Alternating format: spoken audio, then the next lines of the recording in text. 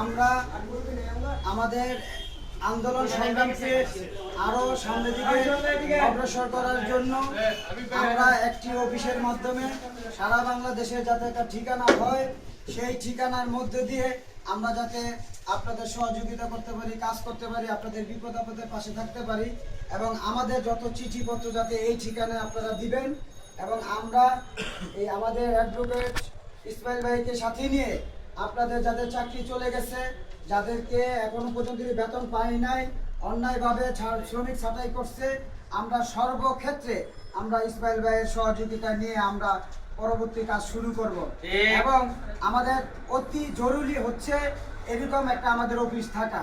6 লক্ষ আউটসোর্সিং কর্মচারী, সেই কর্মচারীর যে একটা অফিস থাকবে না এটা হতে পারে না। তাই সেই যুক্তিতে আমরা মনে করি আমাদের একটা অফিস হওয়া দরকার। তো আল্লাহর অশেষ রহমতে আমরা আজকে সেটা সফল করতে পেরেছি। আগামী দিনগুলোতে আমরা কোনো দুঃসংবাদ না, আমরা প্রতিদিন কন্টিনিউ সুসংবাদ নিয়ে প্রতিদিন করে আপনাদের কাছে হাজির হব এবং আপনাদের আন্দোলনকে আমরা আরো শক্তিশালী করব। কিভাবে সারা বাংলাদেশ ঐক্যবদ্ধ করা যায়, কিভাবে 64টা জেলায় কমিটি দেওয়া যায়, সেই কাজগুলো আমরা এই অফিস থেকে আমরা নিয়ন্ত্রণ করব। আমাদের এখানে ওয়েবসাইট থাকবে, আমাদের এখান থেকে যত ধরনের টাকা পয়সা প্রত্যেকটা মানুষ জনগণ জানতে পারবে। আমাদের এখানে কোনো ধরনের দুর্নীতি হবে না। আর যদি কেউ দুর্নীতি প্রমাণিত হয় সেটা যেই হোক, তাকে আমরা সাথে সাথে তাকে এই পদ থেকে আমরা বহিষ্কার করব। আমাদের থাকবে স্বচ্ছতা, আমাদের থাকবে নিরপেক্ষতা, আমাদের থাকবে কথা বলার অধিকার, প্রত্যেকটা মানুষের কথা বলার অধিকার থাকবে, শ্রমিকের অধিকার থাকবে।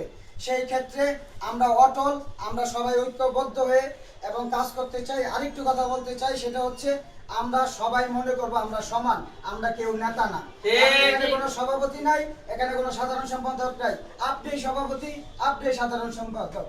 সেই ক্ষেত্রে আমি আমাদের অ্যাডভোকেট মাহবুব রহমান ইসমাইল ভাই আমাদের মাঝে আছেন এবং চিরদিন থাকবেন, তাকে এই জন্য আমরা একটা করতালি দিয়ে তাকে বরণ করলাম।